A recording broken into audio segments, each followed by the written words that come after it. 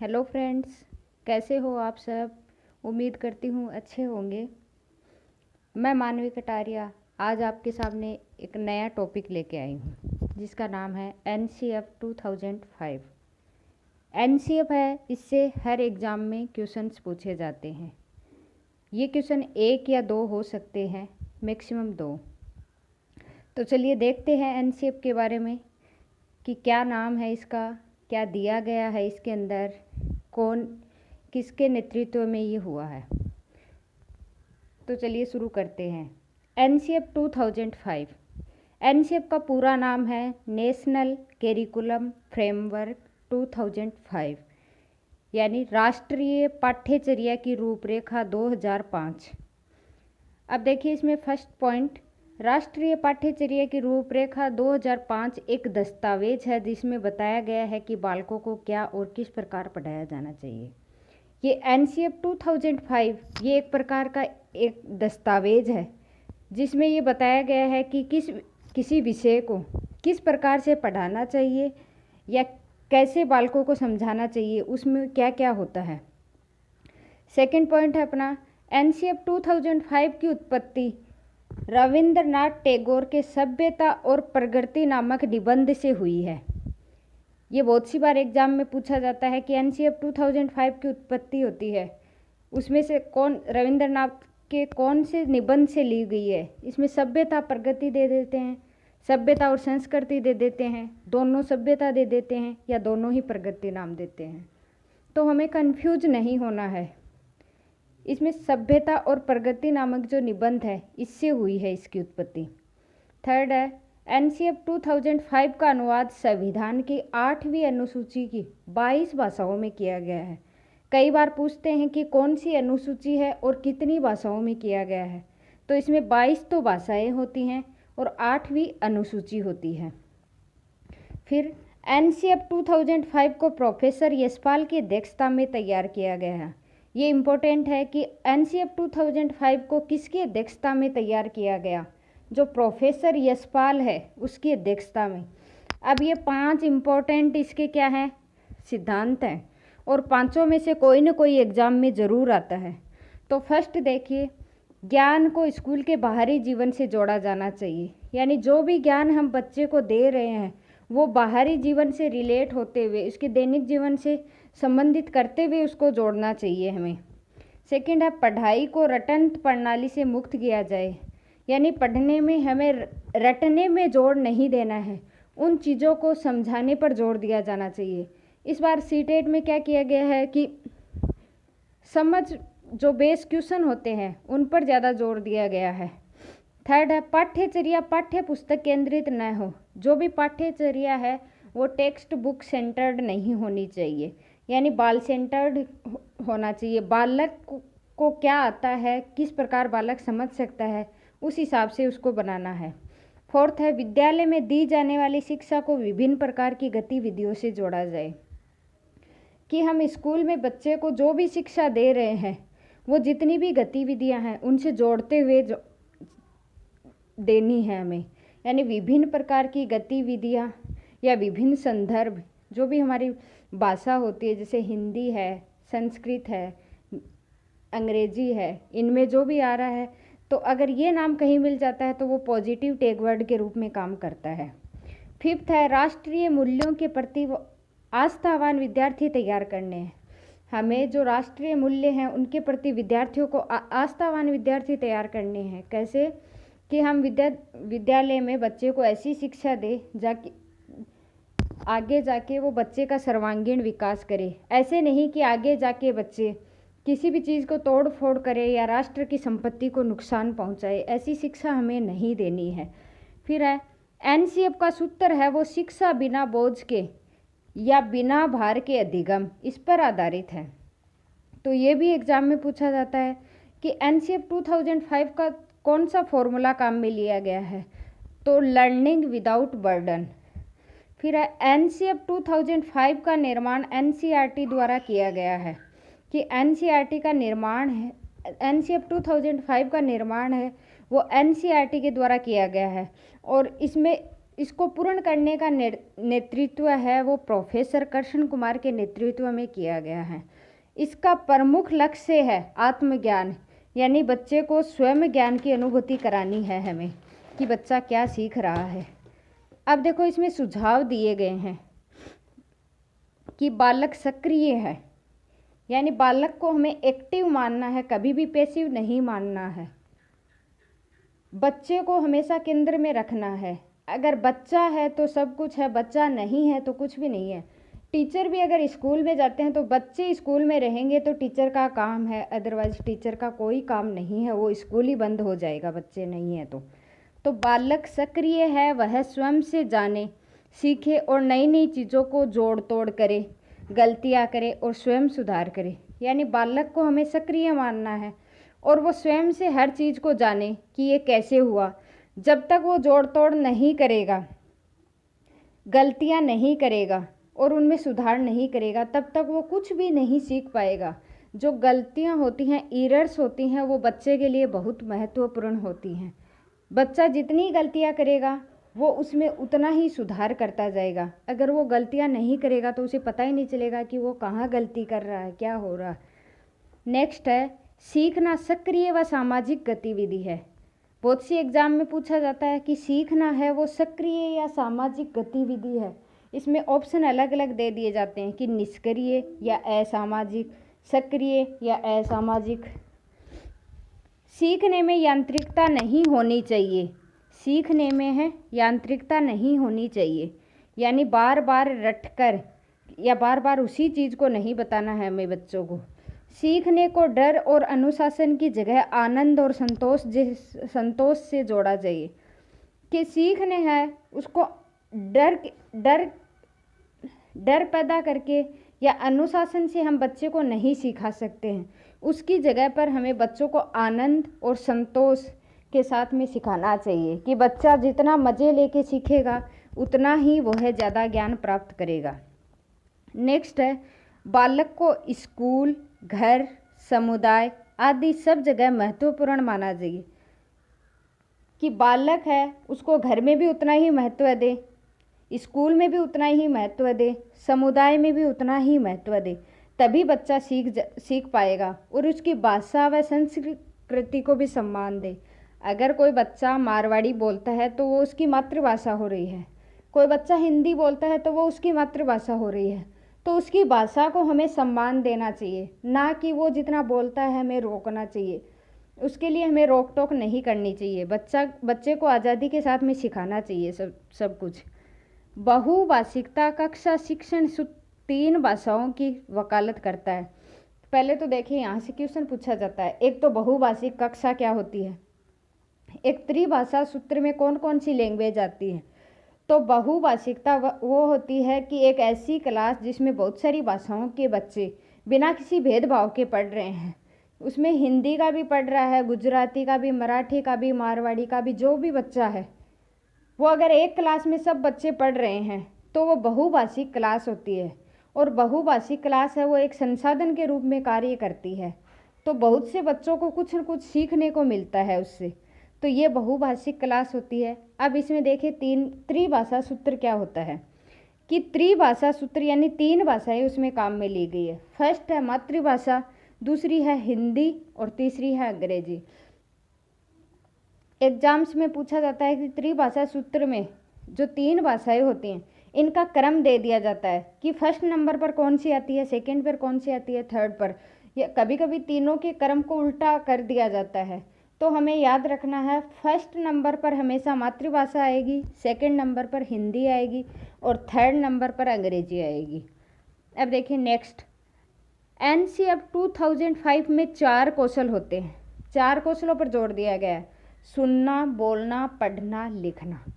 ये 4 कौशल होते हैं। इनको हम ट्रिक से LSRW के माध्यम से याद करते हैं, या हिंदी में बोले तो सुबोपली यानी सुनना, बो यानी बोलना, प यानी पढ़ना, ली यानी लिखना, यानी शुभोपली।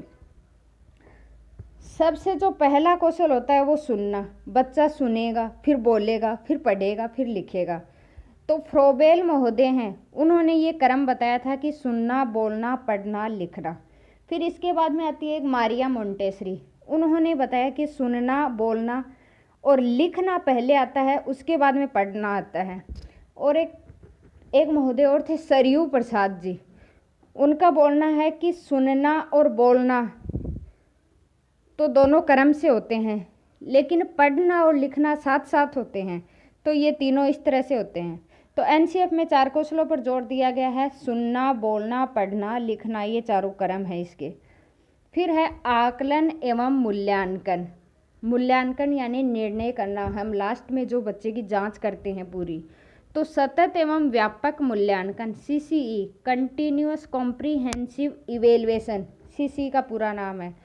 इसमें रचनात्मक आकलन या निर्माणात्मक आकलन, जो बच्चे की पढ़ाई के दौरान हो रहा है, वो रचनात्मक आकलन, इसमें 40% वेटेज रखा जाता है।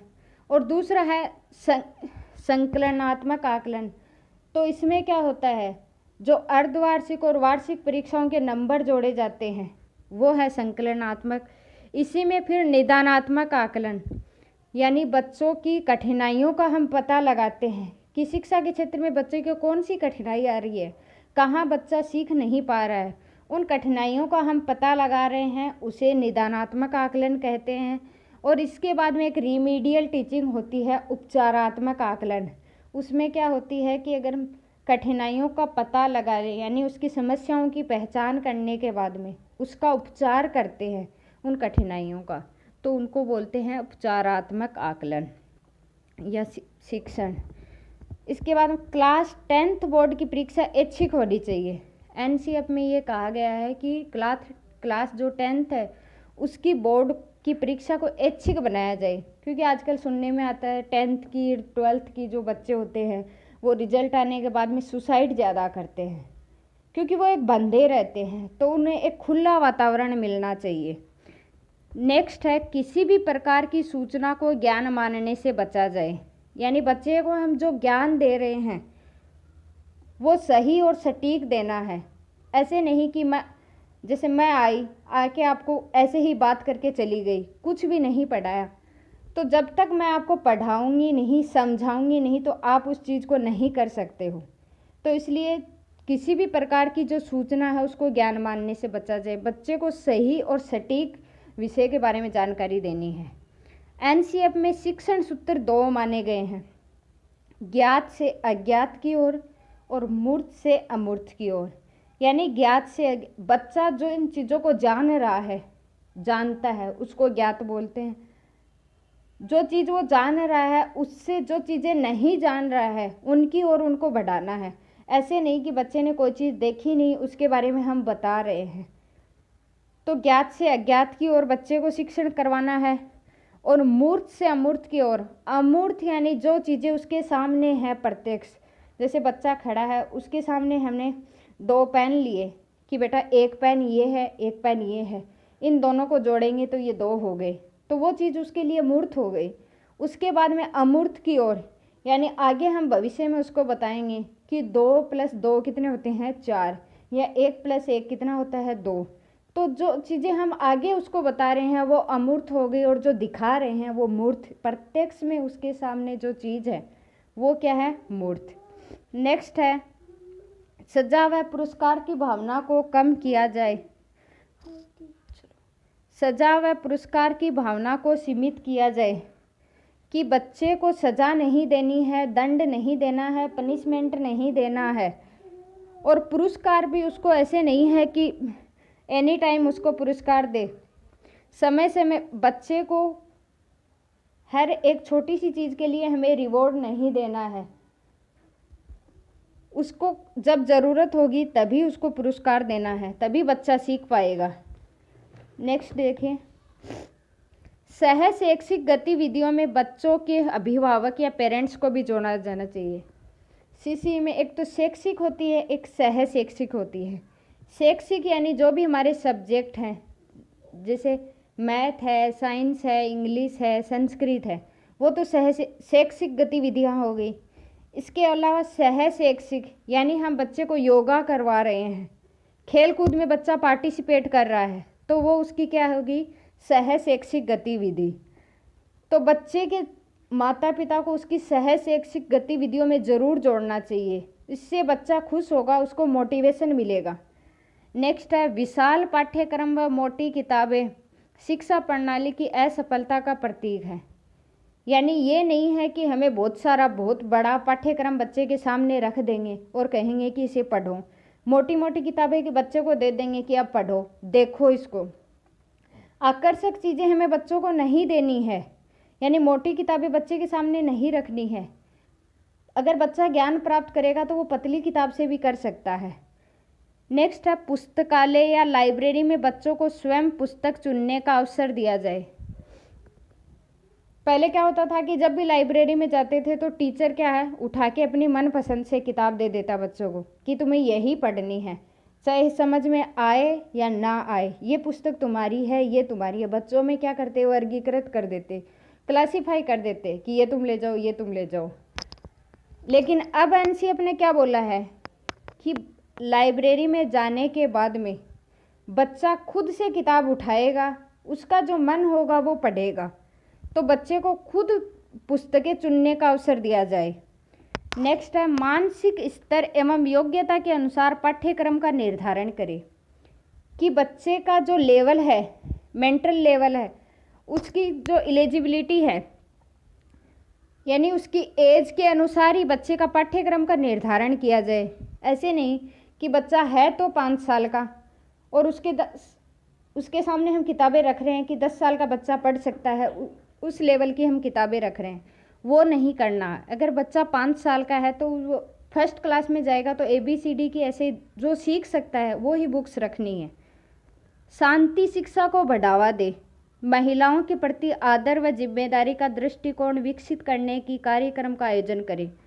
कि शांति शिक्षा को बढ़ावा देना है, हमेशा महिलाओं के प्रति आदर व जिम्मेदारी का दृष्टिकोण अपनाना है। क्योंकि हमारा समाज क्या है, पुरुष प्रधान देश है कि पुरुष या आदमी जो चाहेगा वो ही होगा, स्त्री का कोई महत्व नहीं है। दोनों को बराबर सम्मान देना है, चाहे वो पुरुष हो या स्त्री हो।